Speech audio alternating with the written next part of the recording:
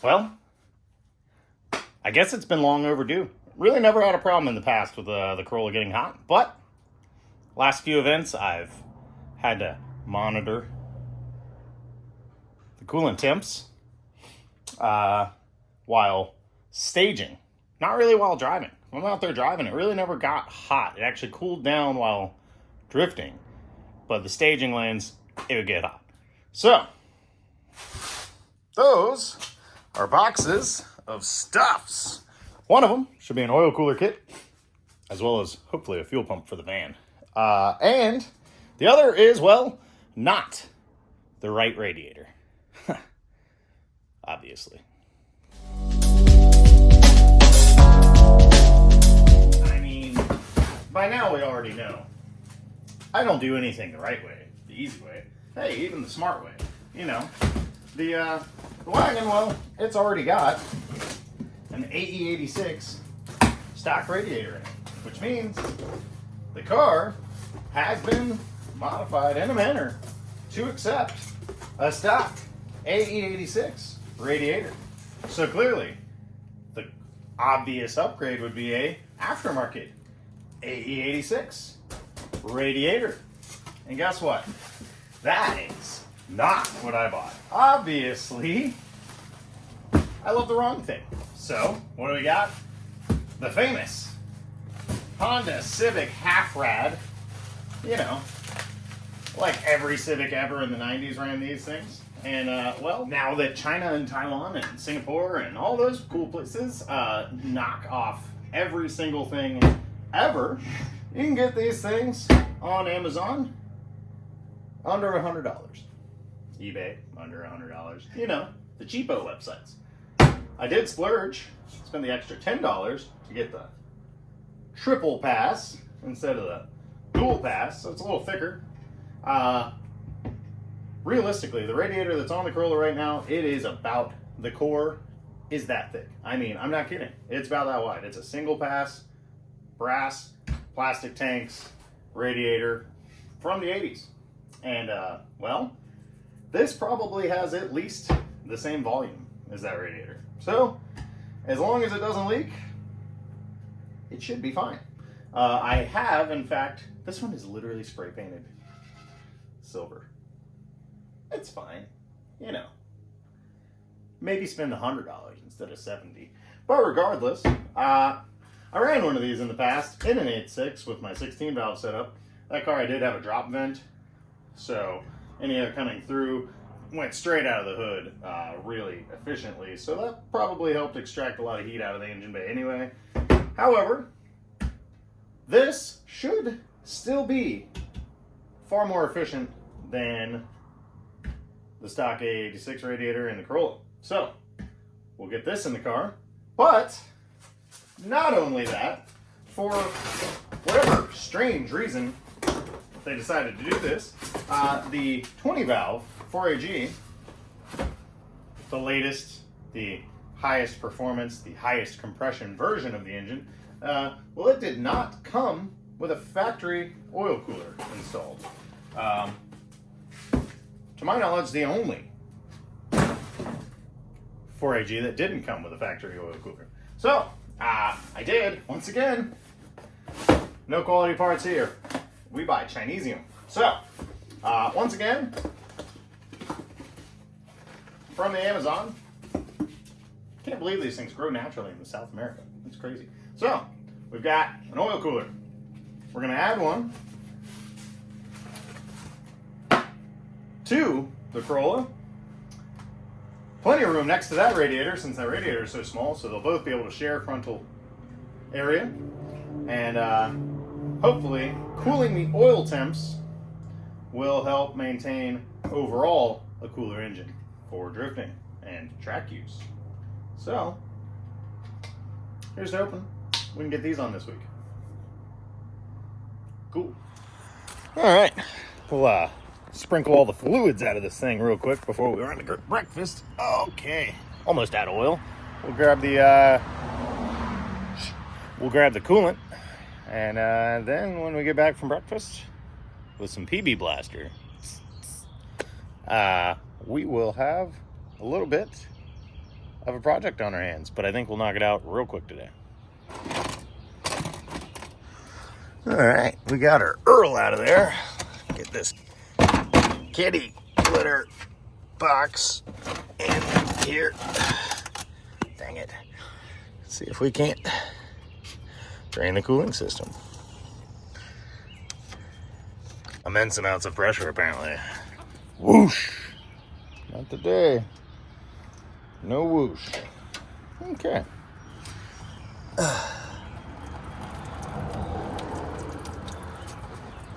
Let that simmer.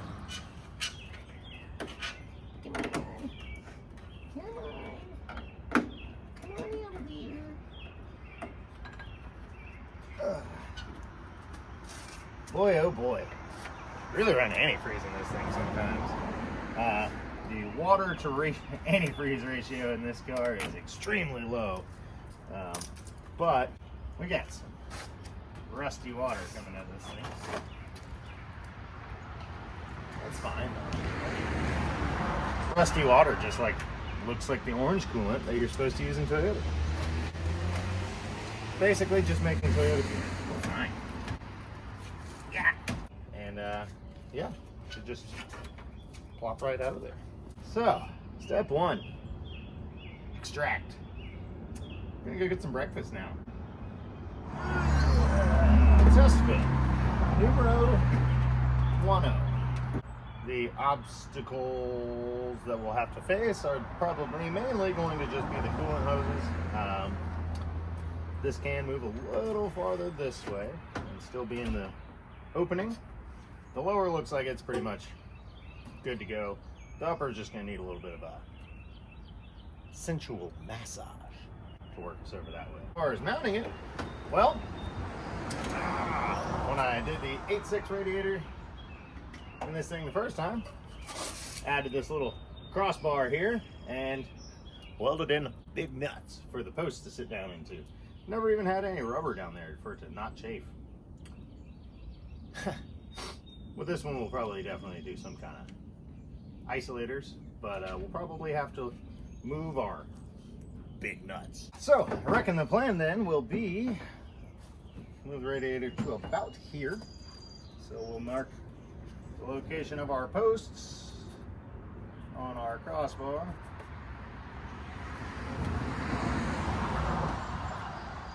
Oh no, we won't. That one's not even on the crossbar anymore. And then we'll probably just lob these little nuts off and relocate them. Probably relocate that whole darn tube, huh? That's a thought. Let's try that. That sounded crunchy. Slide this thing this way, see if we can't end up using one of the ones that's already on there. Yeah, that's definitely doable. We'll do that then. Cool. Let's wait. So when I ran this to mount my radiator, I also used it as a crossover tube for this alternator to battery cable. So since we'll be fiddling with that stuff, let's probably disconnect the battery and kick that coolant pan as far as you can. All right, we crawled under there, marked our new holes in our extremely fancy, high dollar, super nice, definitely not a rusty piece of square tubing. So we can reinstall it the way it was, just over to the right a few inches. And then we'll reinstall it, but we gotta lob one of these nuts off and it over a little bit to make our new radiator mounts fit. And then all we gotta do is an upper mount, and we should be in there. Not the bit. All right, took the other nut off there. Might as well go ahead and knock some of this rust off. Maybe, you know, I don't know, 5 years later is a good time to go ahead and paint this. Yeah. All right, so this is roughly how this sits in the car. So we're going to need to weld our little lower mount back on. It's not just a nut, it's a fancy lower mount for a custom radiator install. Aim high, you know, be more than you are. Be everything that you can be. Something like that was the Army. Anyway, so we've marked it. We'll park it. We'll burn it in. Maybe we'll spray paint this. Then we can go fish the power wire through it, reinstall it, get this thing mounted in. Maybe look at an upper mount. Those are important too. And then start lining up our radiator hoses. We're getting there. Boy, we got the voltages all messed up. Last thing we were doing was rust repair on a gas tank. That is way too cold. All right. Let's try that one again, shall we? Hit her with the ultra permanent glue gun. We'll knock this top weld down a little bit so she don't chafe. And then make sure everything still works. Get back in the car. Mint. All right. Little mystery box of wonders. We've got random rubber doodads that I use for isolators and bushings and whatnot. It looks like this generic exhaust hanger. If I just slice it between the holes and put it on the posts here, where that sits up against the metal, steel in there. We don't have metallurgy working against us and chafing and, you know, corrosion and whatnot. And that should do for the lower mount. I think we're ready to go back together. All right, so I thought he was done over here, but he's not. Just making laps.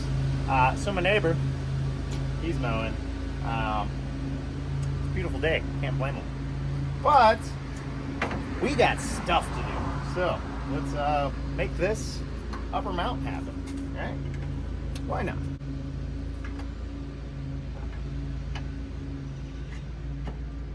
That'll hold it. Done. Got this aluminum strap I've had laying around, so we'll mark say there for a hole, and there for our first bend. And well, probably just go ahead and lob it off there so it's easier to work with. Right.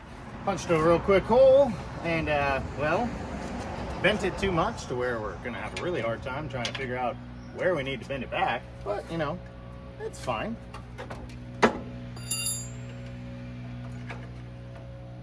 All right, so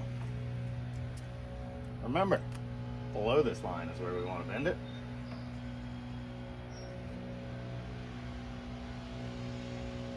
Yeah. Oh yeah. Just punch a hole in it. That'll be fine. All right. Not bad, you know, for banging it out like feel, you know, like garlic in a recipe. We don't measure that. We just till it feels right. So that feels right. Really, I should have left some extra on there, hit it with one more bend down, and just use this hood latch bolt. Screw it. But I guess I had planned on just doing a bolt down, through bolted with a nut. I did it with a rib nut, but I don't have rib nuts, so through bolt. It's fine. We can always fix that later. Oh. Now, this is definitely the type of thing I would normally go back in and polish, but we got stuff to do today, so we ain't gonna do that. Don't worry. I know you were worried about it. I added a rubber bushing. Yep. Throw a bolt in that. Call it good. We will definitely go back in with some kind of foam to prevent it from chafing up against the core support, as well as help seal it to the core support. But that's, once again, we'll come back for that. Right now we need to move on, get these radiator hoses figured out.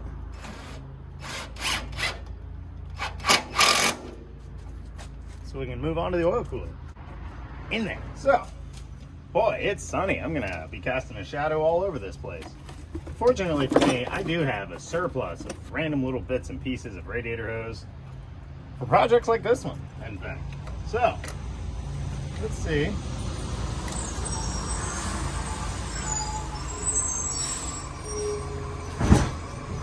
Garbage trucks here. Yay. Gonna have to try some different stuff.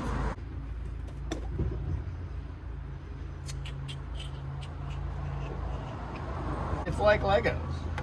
And obviously the fewer pieces you have to use, the better it'll end up looking. So it does suck that it looks like I'm gonna have to sleeve this no matter what. Sheesh, if I could get rid of my temp gauge, really make this easier. That's a weird angle, so somehow, I don't know, maybe I'm just crazy, but in my opinion, weird angles just aren't attractive. So it doesn't look that great, but we've got the upper routed in a way that will definitely work. Cool, one down. This lower radiator hose that just kicked straight out are off the radiator, that is. Our hoses that we had on the car already would have just worked, but for the Honda, it points up at like a 45-degree angle. So I had to cut that hose. We're gonna have to section it.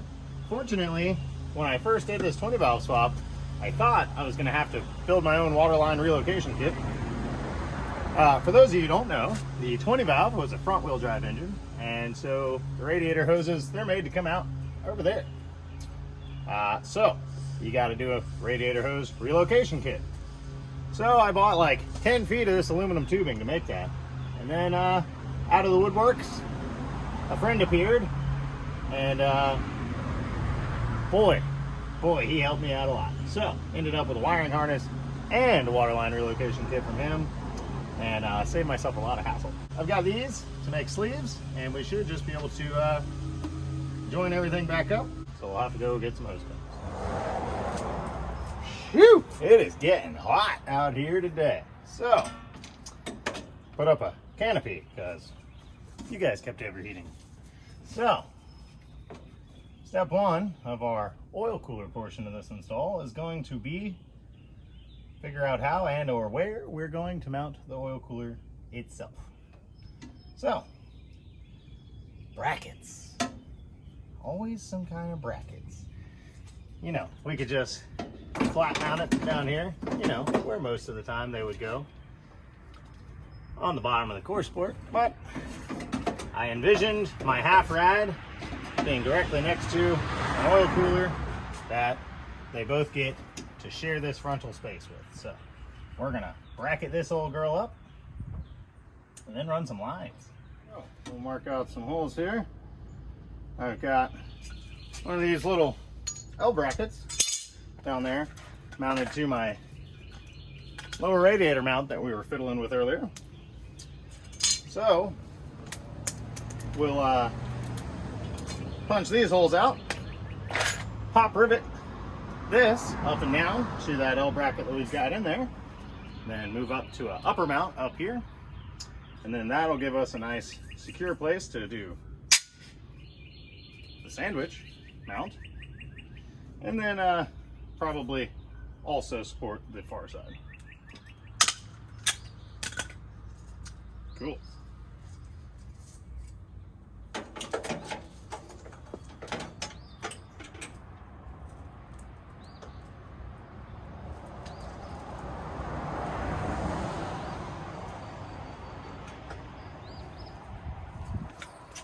Lop the top off. A little weird in here, right? I've been only using real hardware like rivets and stuff. Don't worry, we're switching right back. We got some self-tappers for this one.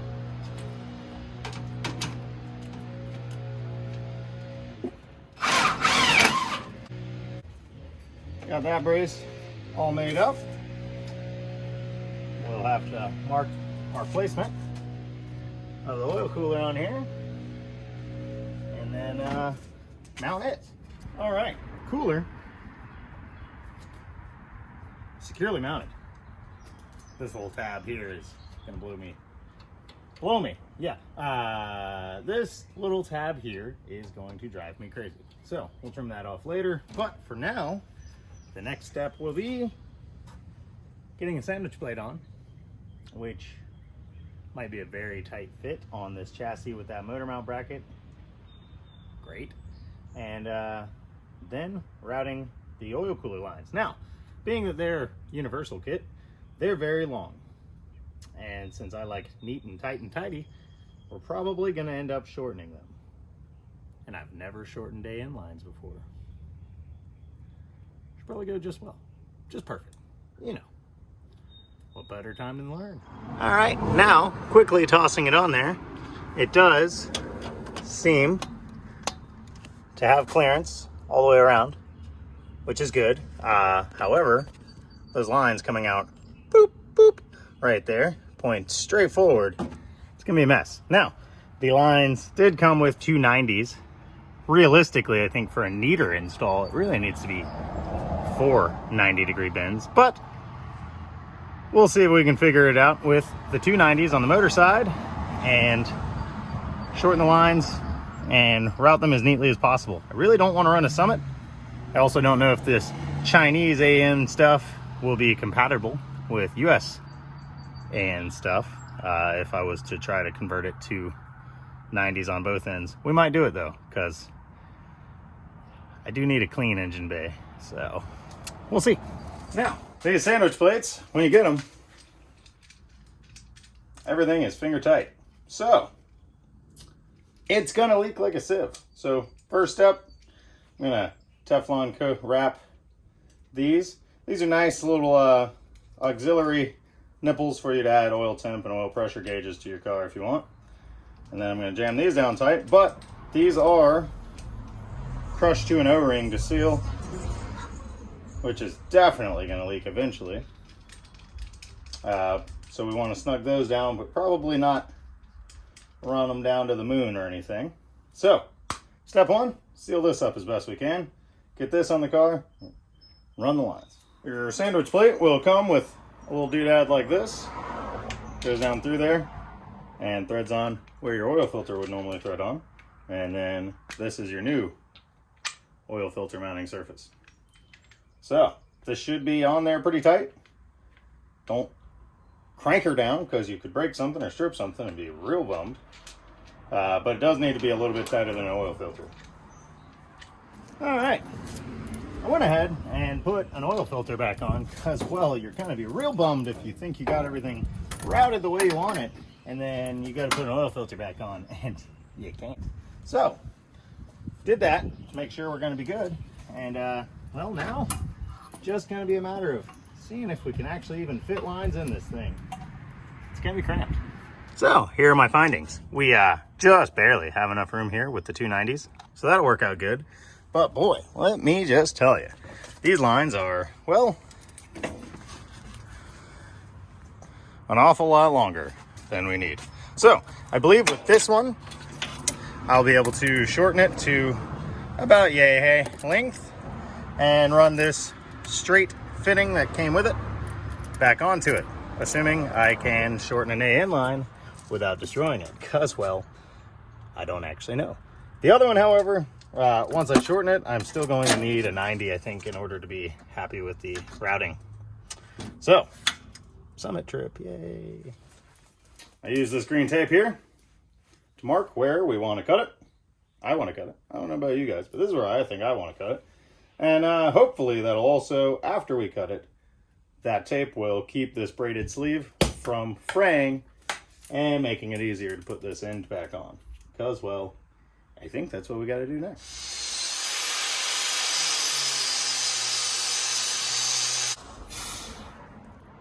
Believe me, I don't know if that's the right way to do that, but I'm pretty sure that's the way I've seen them do it on TV. Let me know. I'm sure you will. Definitely want to try to get these rubber shavings out of here. All right, let's get this other end off. Fitting in the vise, we're going to get this middle piece and try to turn it out while simultaneously hitting the camera and knocking everything off the bench.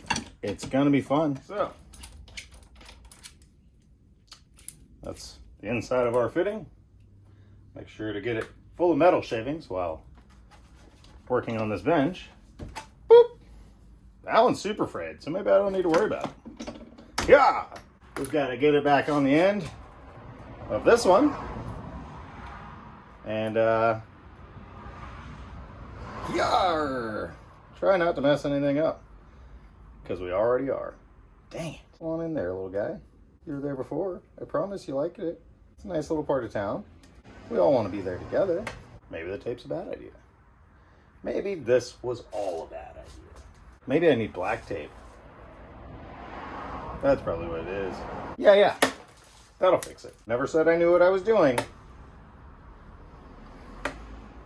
I like to learn, though. How about you?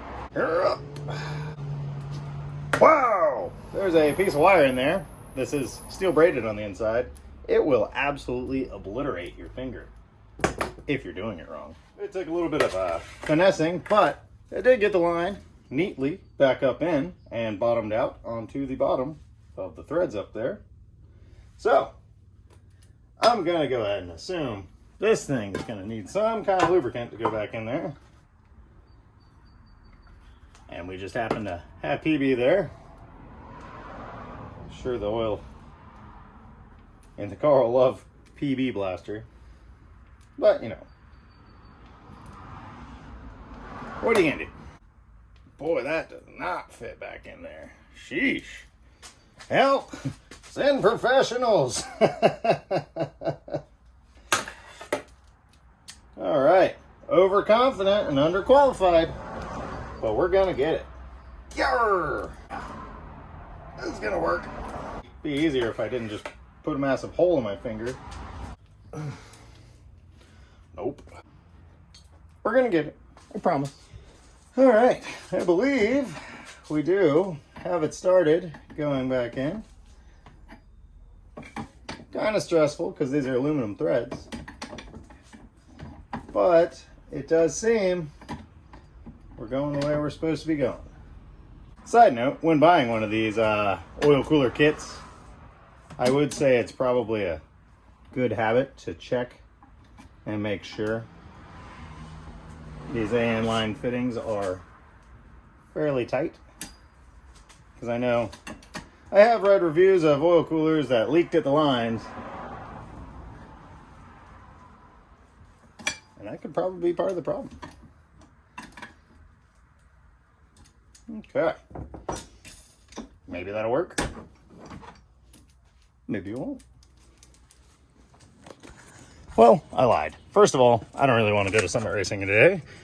Second of all, I don't really want to go to summit racing today. Weird. What a strange thing to say, because I really actually do. But second of all, it does look like a straight fitting can. I don't know if you can see that at all. So we'll come over here. A straight fitting can actually probably look good on the oil cooler there. You know, keep the lines over here real tucked away on the side. Out of sight, out of mind. So we'll do that. Still gotta buy hose clamps for the radiator hose.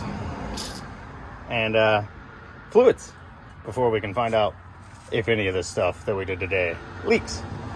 All right, so we've got them in there, routed. Run over here, whoop.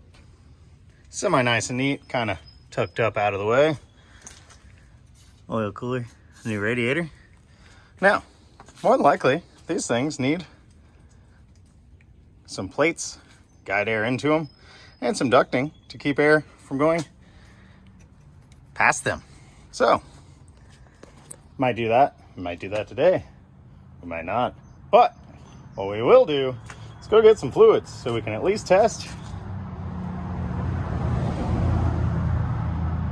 for drips and leaks and drops. Okay, well, clean up our mess a bit, hop in the van and fly away. It's a hot one today, 85 degrees. Went ahead and grabbed lunch while we were out, grabbing fluids and hose clamps. So theoretically, we are fluided back up.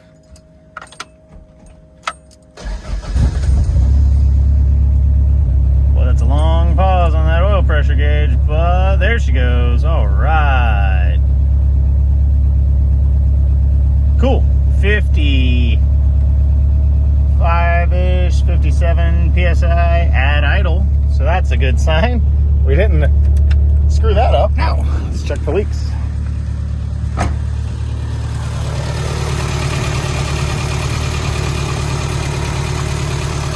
shaking water out of the radiator, but none of our fittings are currently leaking. We'll have to monitor that, burp the cooling system. Check that for leaks. All right, sitting healthy. Coolant temps haven't rose yet, but turned on the heat a second ago and we definitely have heat coming out. So coolant temps are up.